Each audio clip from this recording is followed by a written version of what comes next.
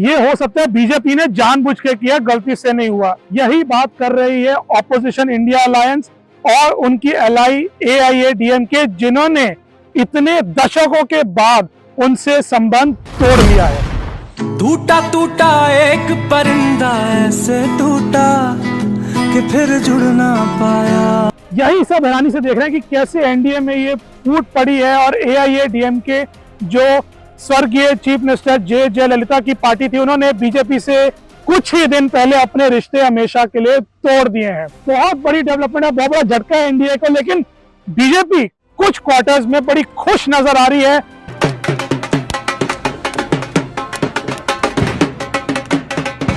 क्यों इतना बड़ा झटका पाकर भी बीजेपी खुश है? क्यों इतना बड़ा झटका देकर AIADMK खुश है? और क्यों डीएमके, जो उनकी प्रिंसिपल अलायंस पार्टनर है, और पूरा इंडिया अलायंस अभी ज्यादा खुशी नहीं मना रहा है इस झटके के बाद? क्योंकि बहुत कुछ इसके पीछे हो सकता है, या यूं कहिए है। इंडिया नाउ में मैं आपका संकेत आपको बताऊंगा कि कैसे एनडीए में फूट पड़ने के बाद भी बीजेपी खुश है और ऑपोजिशन शायद इतनी खुश नहीं है। बहुत बड़ा गेम जो है चलने वाला है, आपको आज के एपिसोड में हम बताएंगे। इससे पहले कि हम आगे बढ़े, आप हमें कमेंट सेक्शन में जरूर बताएं आपको क्या लगता है कि इस बार के इलेक्शन एनडीए या बीजेपी अलायंस जीतेगा या कांग्रेस का इंडिया अलायंस। हमें कमेंट सेक्शन में अपना जवाब जरूर लिख के बताएं। वो जिसकी आशा किसी को नहीं थी वो हो गया। इतने दशकों से जो पार्टनर थे बीजेपी के तमिलनाडु में AIADMK, जिन्होंने कई बार अपनी सरकार बनाई है, बहुत सारी लोकसभा में सीटें जीतकर एनडीए का फायदा किया है, उन्होंने अपने रिश्ते बीजेपी से तोड़ लिए हैं। AIADMK की जो चीफ थी, उनकी फाउंडिंग मेंबर प्रेसिडेंट स्वर्गीय जे जयललिता, इतना बड़ा नाम भारतीय पॉलिटिक्स में, उनके मरने के बाद AIADMK के अंदर काफी उथल पुथल रही है। कई लोग लड़ते हैं प्रेसिडेंटशिप के लिए, और इसका नुकसान उनको इस बार इतना हुआ कि डीएमके ने तमिलनाडु में लगभग स्वीप करके सरकार बनाई। लेकिन बीजेपी ने AIADMK का साथ नहीं छोड़ा। वो चाहे AIADMK जीरो होती है या हीरो होती है, हमेशा उनके साथ रहे हैं। सीट कोई भी ना आए, लेकिन ये अलायंस हर मुद्दे पर एक साथ होता है और हमेशा एक साथ रहा है। लेकिन कुछ दिनों पहले बीजेपी के स्टेट प्रेसिडेंट और बहुत बड़े उभरते हुए नेता के अन्नामलाई ने पूरे गेम को ही पलट कर रख दिया है।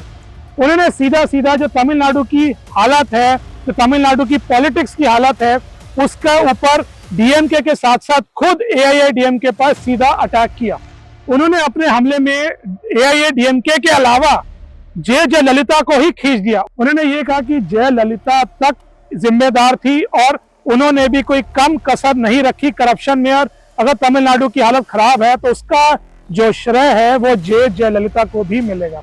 उनका इतना ही कहना बहुत था कि AIADMK लगभग मानिए सड़क पर उतर गई, और उन्होंने कहा कि हम बीजेपी के साथ एक पल भी नहीं रहेंगे। हमने बहुत बार उनका साथ दिया, कई गलतियां माफ की, लेकिन इतनी बड़ी गलती, ये गलती नहीं मानी जाएगी। ये एक तरह का पाप किया और हम उनसे अलग होते हैं और इमीडिएटली अलग होते हैं।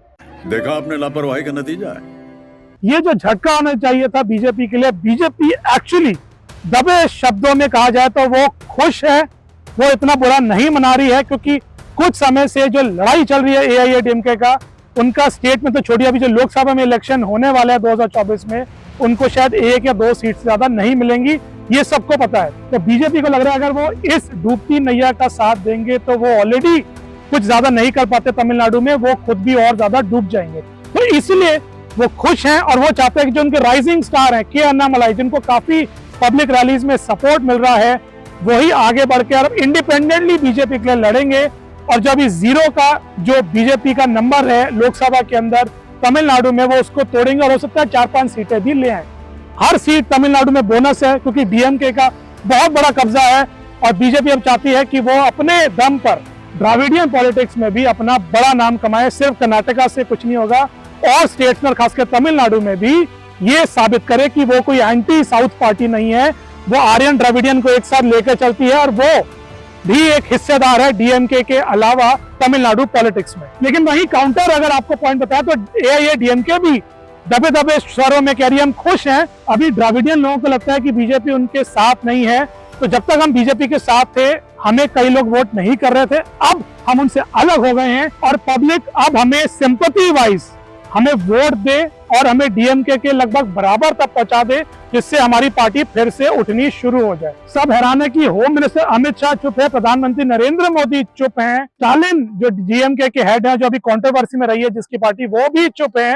और सब देख रहे हैं कि क्या बीजेपी अपने दम पर अब बिना किसी अलाय प्रेशर के कुछ सीटें निकाल पाती है, जो अन्नामलाई की जो पॉपुलैरिटी है उस पर पिगी बैंक करके कुछ कर पाती है, या इसका सीधा फायदा डीएमके को होगा, या कुछ सिंपैथी वोट एआईएडीएमके को मिलेंगे और बीजेपी अभी भी साउथ का जो उनको बढ़ने का सपना है वो सपना ही रह जाएगा। बहुत इंटरेस्टिंग होने वाले हैं आगे की साउथ पॉलिटिक्स भी, और बीजेपी का जो अगला कदम होने वाला है हम आपको इंडिया नाउ एंड हाउ के आने वाले एपिसोड में बताएंगे। देखने के लिए बहुत बहुत धन्यवाद, हमें जरूर सब्सक्राइब करें।